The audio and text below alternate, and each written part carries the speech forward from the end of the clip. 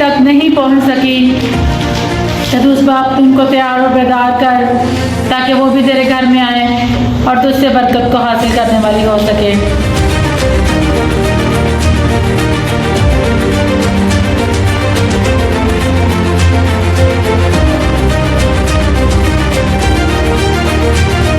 मेहमान आसमानी खुदा बाप, जितनी प्यारी खुदा हम तेरी हजूरी में चुके हैं, प्यारी खुदा तो एक ही को बरकत देना।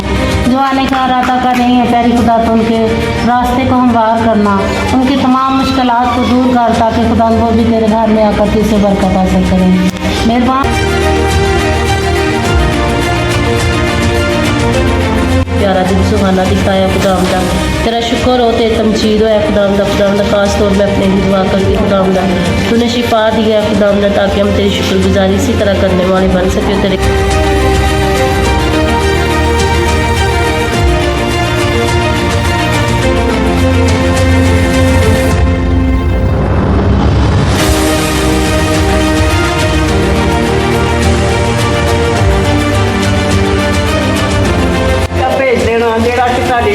हिफाजत निगाहबानी करे।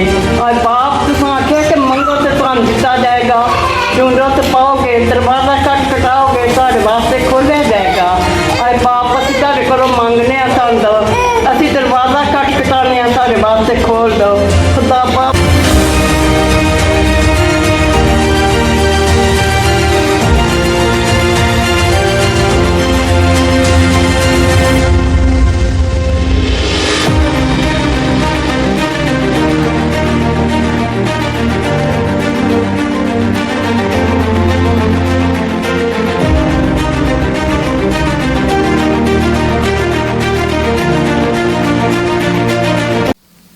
आज हम खुदावंद के ज़िंदगी बख्श कलाम में से देखेंगे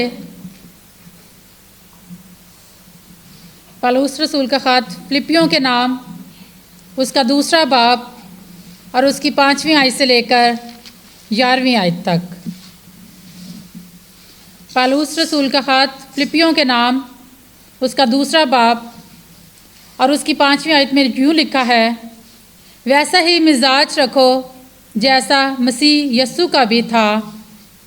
उसने अगरचे खुदा की सूरत पर था, खुदा के बराबर होने को कब्ज़ा में रखने की चीज़ ना समझा, बल्कि अपने आप को खाली कर दिया और खादम की सूरत अख्तियार की और इंसानों के मुशाबा हो गया और इंसानी शक्ल में ज़ाहिर होकर अपने आप को पस्त कर दिया और यहाँ तक फरमाबरदार रहा कि मौत, बल्कि सलीबी मौत गवारा की। इसी वास्ते खुदा ने भी उसे बहुत सरबुलंद किया और उसे वो नाम बख्शा जो सब नामों से आला है, ताकि यस्सु के नाम पर हर एक घुटना झुके, ख्वा आसमानियों का हो, ख्वा ज़मीनियों का, ख्वा उनका जो ज़मीन के नीचे हैं, और खुदा बाप के जलाल के लिए हर एक ज़ुबान इकरार करे कि यस्सु मसीह खुदावंद है। पाकलाम का पढ़ा और सुना जाना हम सबों के लिए बायस बरकत हो।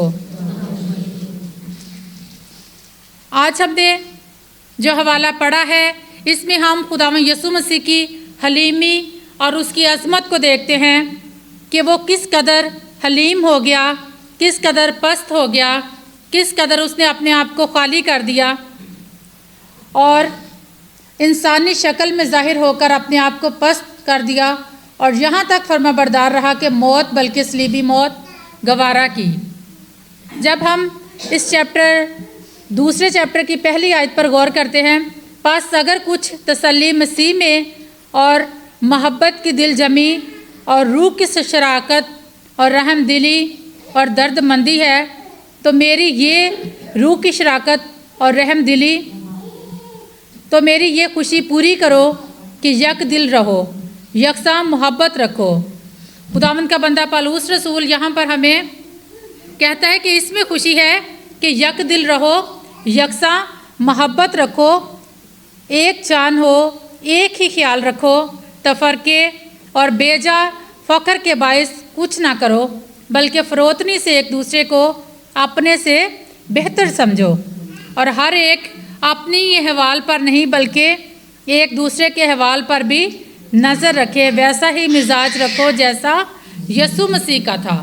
ये जो बातें हैं ये खुदा का बंदा हमारी नसीहत के लिए करता है कि एक दूसरे के लिए, एक दूसरे का ख्याल रखो, एक दूसरे के अहवाल पर भी नज़र रखो और फरोतनी के साथ अपने से दूसरों को बेहतर जानो, क्योंकि खुदा यसु मसीह में ये सारी क्वालिटीज़ पाई जाती थी। और खुदा का बंदा 5वीं आयत में लिखता है कि वैसा ही मिजाज रखो जैसा मसीह यसु का था।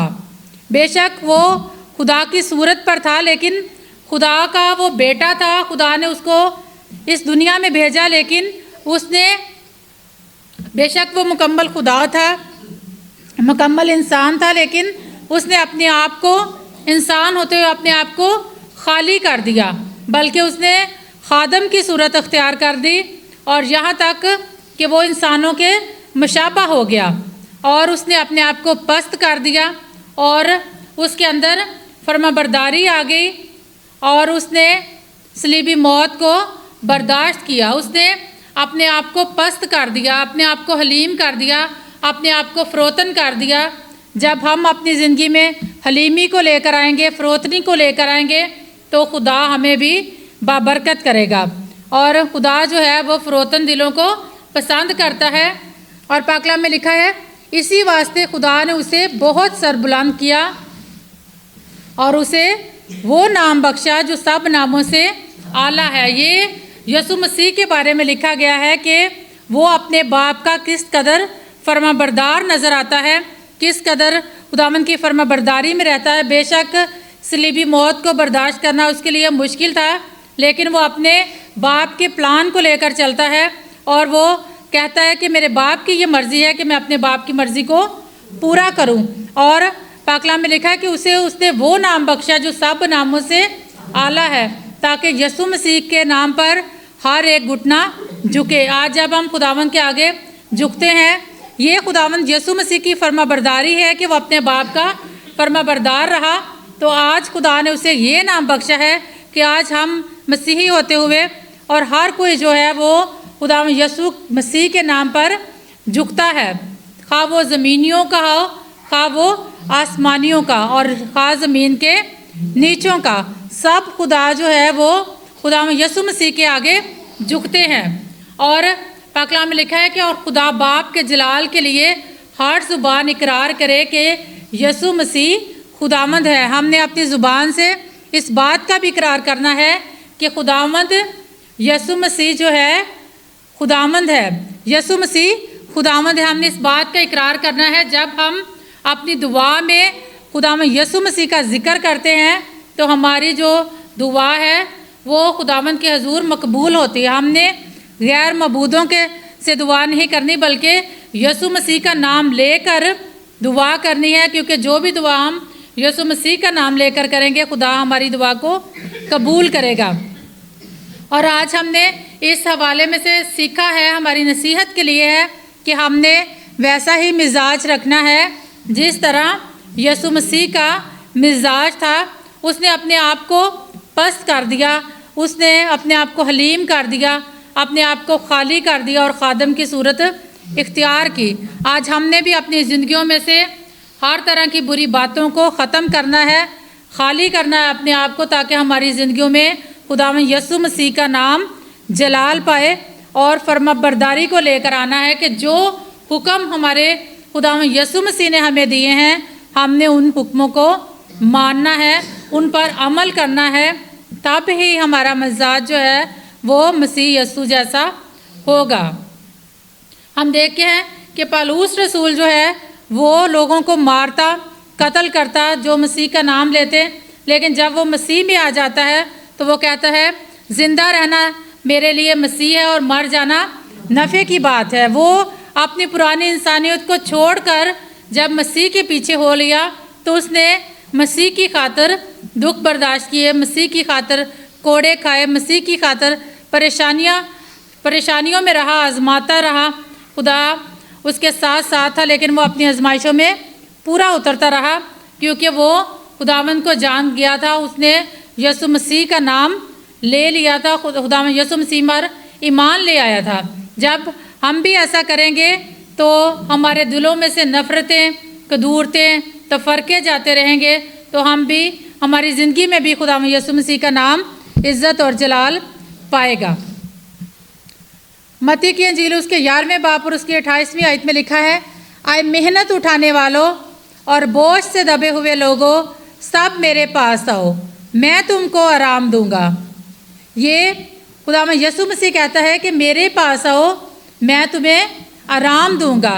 जो खुदा यीशु मसीह के पास चला जाता है, खुदा उसको आराम देता है। जब हम खुदा को वक्त देंगे, खुदावंद के हजूर झुकेंगे, तो ज़रूर है कि वो हमें आराम मुहैया करे, क्योंकि पाकलाम में लिखा है, मेरा जुआ अपने ऊपर उठा लो और मुझसे सीखो, क्योंकि मैं हलीम हूँ। खुदावंद हमें सिखाता है, खुदावंद हमें खुद कहता है कि मुझसे सीखो कि मैं हलीम हूँ और दिल का फ़रोतन। जब यीशु मसीह हमें इस बात को सिखाता है कि मैं फ़रोतन हूँ, मैं हलीम हूँ, मैंने अपने आप को खाली कर दिया, मैंने अपने आप को पस्त कर दिया, तो ज़रूरत है कि हम भी आजिज़ बने, हलीम बने, क्योंकि खुदा जो है वो गुरूर को, तकब्बर को पसंद नहीं करता। हम देखते हैं कि जाति जूलियत जिसका मुकाबला दाऊद ने किया, उसके दिल के अंदर एक घमंड था कि मैं इस्राएलियों को ख़त्म कर दूंगा। लेकिन खुदा जो है वो अपने बंदा दाऊद के ज़रिए उसके सारे गुरूर को, उसके सारे घमंड को ख़त्म कर देता है और एक बच्चे से जाति जूलियत को मरवा देता है, और इस तरह उसका सारा गुरूर, उसका सारा तकब्बर जो है वो टूट जाता है और वो ख़त्म हो जाता है। फिर हम देखते हैं कि पाकलाम में लिखा है कि मूसा जो है वो ज़मीन पर हलीम शख्स, खुदा ने कहा है कि ये ज़मीन पर एक हलीम शख्स है, क्योंकि वो खुदा के साथ चलता, खुदा के साथ बातें करता, खुदावंद के साथ अपना वक्त गुजारता था। तो खुदा ने कहा कि ये मेरा बंदा ज़मीन पर हलीम है, फ़रोतन है। आज हमें भी ज़रूरत है कि हम इस दुनिया में रहते हुए अपने आप में हलीमी को लेकर आएँ, फ़रोतनी को लेकर आएँ, आजिज़ी को लेकर आएँ। जब हम ऐसा करेंगे तो खुदावंद हमें बाबरकत करेगा, खुदावंद हमें बुलंद करेगा। पाकलाम में लिखा है 2 कुरिन्थियों उसके 10वें बाब की पहली आयत में, मैं पलूस जो तुम्हारे रूबरू आजिज़ और पीठ पीछे तुम पर दलेर हूँ, मसीह का इल्म और नरमी याद दिलाकर खुद तुझसे इल्तमास करता हूँ। ये खुदा का बंदा पलूस जो है वो भी अपने आप को कहता है कि मैं यीशु मसीह का इल्म और नरमी याद दिलाकर तुमसे इल्तमास करता हूँ कि खुदा जो है वो हलीम है, किस कदर नरम है। खुदा ने हमसे कितनी मोहब्बत रखी कि वो हमारी खातर सलीब पर चढ़ गया, उसने हमारी खातर दुखों को बर्दाश्त किया। आज हमें भी ज़रूरत है कि हम खुदावंद के साथ अपने रिश्ते को मजबूत करें, अपने दिलों में से हर तरह की गुस्से को, हर तरह के तकब्बर को दूर करें। हम जब उज़िया बादशाह की ज़िंदगी पर गौर करते हैं तो हम देखते हैं कि खुदा जो है उसके साथ है, उससे बात करता है, लेकिन एक वक्त आता है कि उज़िया के दिल में गुरूर आ जाता है, तकब्बर आ जाता है, तो खुदा जो है फिर उसको उसकी सज़ा देता है। हम पाकलाम में हम बहुत से ऐसे वाक़यात, बहुत सी ऐसी स्टोरीज़ को देखते हैं जिसमें जब तकब्बर हुआ, खुदा ने उनको डांटा, उन पर खुदा मुश्किलात लेकर आया, परेशानियां लेके आया, उनको सज़ाएं दी खुदा ने। लेकिन हमने अपनी ज़िंदगियों में से तकब्बर को और जो गुस्सा है, लड़ाई झगड़ा है, हमने इन बातों को अपनी ज़िंदगियों से दूर करना है और मसीह यीशु में मोहब्बत को लेकर आना है और यकसा मोहब्बत रखनी है। हमने दूसरों को अपने से बेहतर समझना है और अपने ही अहवाल पर गौर नहीं करना, बल्कि दूसरों का भी अहवाल दरियाफ्त करना है, दूसरों का भी एहसास करना है। जब हम ऐसा करेंगे तो हम ज़रूर है कि हम खुदा की नज़र में मकबूल हों और हमने अपना मिजाज वैसा ही रखना है जैसा खुदावंद मसीह का था, क्योंकि उसने हमारी खातर दुखों को भी बर्दाश्त किया, कोड़ों को भी बर्दाश्त किया, लेकिन वो फिर भी उसने हमारी खातर सलीबी मौत बर्दाश्त की, उसने कब्र के अंदर चला गया, तीसरे दिन मुर्दों में से जी उठा। ये सब हम गुनहगार इंसान के लिए किया गया है। अब हमारा फ़र्ज़ है कि हम मसीह की उस मोहब्बत को याद करते हुए उसके जैसे काम करें, जैसे मसीह यीशु ने काम किए हम भी वैसे ही करें, ताकि हम खुदा के बेटे और बेटियां कहला सकें। हमने यही बातें जो हैं वो अपने बच्चों के अंदर भी रखनी है, ताकि इस कलाम के वसीला से बच्चे भी अपनी ज़िंदगियां तब्दील करें, बच्चे अपने आप को खाली करें, गुस्सा लड़ाई झगड़े को छोड़ें, हर तरह की दुनियावी बातों को छोड़ें और खुदावन की तरफ रजू लाएँ।